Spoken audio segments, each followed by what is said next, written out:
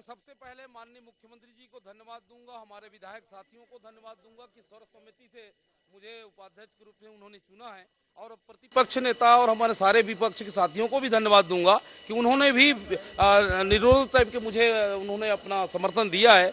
और सभी हमारे साथियों को, चूंकि मुझे लग रहा है कि कोई किसी ने फार्म नहीं भरा तो निर्वाचित होना लगभग तय। नामांकन से पहले चंदेल जी से मुलाकात हुई है, उन्होंने क्या कहा? उन्होंने कहा शुभकामनाएं दिए हैं कि अग्रिम बधाई दिए हैं, और अभी हम लोग नामांकन के बाद अभी मिलेंगे। और कहीं ना कहीं संवैधानिक पद है, और अभी हमारे भैया ने कहा कि भाई आप एक संवैधानिक पद में बैठने जा रहे हैं तो कैसा महसूस कर रहे हैं। तो निश्चित तौर पे पहले हम विपक्ष में रहे, खूब चिल्लाए, आज अगर हमारे सत्ता पक्ष में है तो जनता के हित के लिए हम लोग बराबर आवाज उठाते रहे हैं। चूंकि अब हम लोगों को संवैधानिक पद में अब बिठाया जा रहा है तो कहीं ना कहीं थोड़ा सा संयम रहकर मर्यादा में। काफी मुखर रहे हैं आप सत्ता पक्ष के विधायक होने के बावजूद, अब एक संवैधानिक बड़ी जिम्मेदारी मिल रही है, किस तरह से पक्ष विपक्ष के नेताओं के विधायकों के हितों का संरक्षण करेंगे? देखिए क्या है कि सत्ता में रहने के बाद भी हम जनता के जो जन कल्याण योजना है उनकी समस्या को लगभग विधानसभा में लगाते रहे हैं। विपक्ष में भी हमने 2013 से 18 तक सभी बात को रखते थे। आज अब संवैधानिक पद में हैं हमारे अध्यक्ष जी और उनके निर्देश पे, और हम लोग काम करेंगे और बढ़िया से सदन को संचालित करने का प्रयास करेंगे। आदिवासी समुदाय से आते हैं, धर्मांतरण और आरक्षण को लेकर बवाल कर रहे हैं उत्तर प्रदेश में।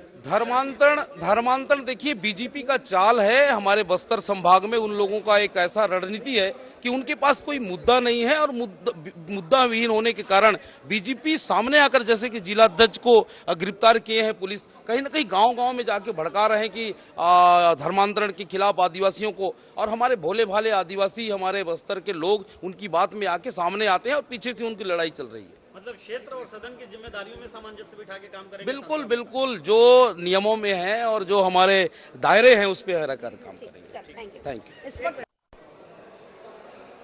छत्तीसगढ़ विधानसभा में उपाध्यक्ष पद के लिए एक महत्वपूर्ण व्यक्ति को महत्वपूर्ण जिम्मेदारी दी गई है। केशकाल क्षेत्र के विधायक संतराम नेताम जी को एक महत्वपूर्ण जिम्मेदारी उपाध्यक्ष के तौर पर, और इस वक्त वे हमारे साथ मौजूद भी हैं। सबसे पहले तो आपको सादा न्यूज़ की ओर से बहुत बहुत बधाई। बहुत बहुत धन्यवाद आपको। और आपने ये कहा कि कैसा महसूस हो रहा है, तो निश्चित तौर पे आइए सर, तो बहुत अच्छा सुखद पल है, और कहीं ना कहीं एक बड़ी जिम्मेदारी भी है, और उस जिम्मेदारी को निभाने में काफ़ी तकलीफ तो रहता है, पर प्रदेश की जनता के हितों के लिए हम पक्ष के लोगों से भी और विपक्ष के दोनों को लेके हम आगे बढ़ेंगे। और हमारा एक ही मकसद है कि कैसे हमारा प्रदेश को एक नया आयाम दें और प्रदेश को आगे कैसे ले जाएं, हमारा प्लान रहेगा। आपने भी माना महत्वपूर्ण जिम्मेदारी है। इस जिम्मेदारी से पूर्व ये जिम्मेदारी मनोज मंडावी जी के पास थी, अब उनका सपना साकार करना भी एक महत्वपूर्ण जिम्मा हो जाएगा आपके लिए? निश्चित तौर पे हमारे आदरणीय रहे हैं स्वर्गीय मनोज मंडावी जी, काफ़ी वरिष्ठ नेता, आदिवासी नेता, उनका जो रहा है, उनके जो आदर्श है उस पर हम चलकर काम करेंगे। कहीं ना कहीं उनके जो अच्छाई बुराइयों का भी हम लोग अवलोकन करके अच्छे रास्ते पे प्रदेश को ले जाने का काम करेंगे। विधायक के तौर पर अपनी बातें सदन में रखना और एक उपाध्यक्ष पद की जिम्मेदारी मिलना, ये दोनों अलग ही हो जाता है, लेकिन अब कैसे? अलग अलग स्थान है। सत्ता पक्ष के लोग सत्ता के रहने के बाद फिर भी जनहित की मुद्दों को हम लोग उठाते रहे। विपक्ष का धर्म है कि वो सरकार को आईना दिखाने का काम करे, तो इस प्रकार से अलग अलग भूमिका रहती है पक्ष विपक्ष का।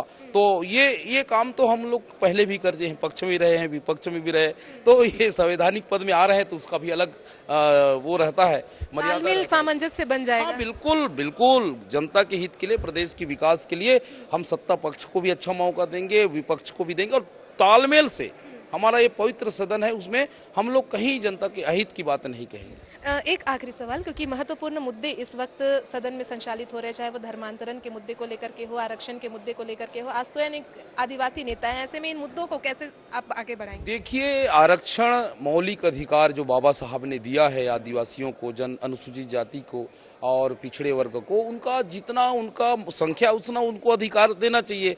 इसलिए हमारे माननीय मुख्यमंत्री जी और हमारे सारे लोगों ने बिल पास करके किया।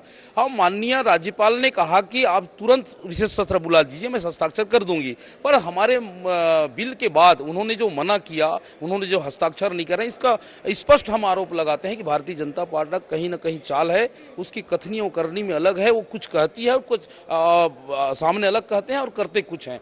जब धर्मांतरण में तो बीजेपी का रोल है, अब बस्तर में आप जाके देखिए, कल बीजेपी का जिला अध्यक्ष गिरफ्तार हुआ है। इसका स्पष्ट है कि बीजेपी हमारे आदिवासी समाज को धर्मांतरण के हम खिलाफ में है। धर्मांतरण नहीं होना चाहिए, जबरिया होगा तो हम लोग आज भी कहते हैं उसके खिलाफ कार्रवाई होना चाहिए। लेकिन बेवजह से आदिवासियों समाज के लोगों को सामने लाकर इस प्रकार से अगर वो कर रहे हैं तो कहीं ना कहीं राजनीति आड़ है उनका। स्वरूप को बदलेंगे कैसे? हाँ बिल्कुल, हम अभी समाज में जाएंगे, बैठेंगे, समझाएंगे, भारतीय जनता पार्टी के चाल को उजागर करेंगे कि ये रणनीति और ये राजनीति कर रहे हैं, उसके बाद हम लोग आगे बढ़ेंगे।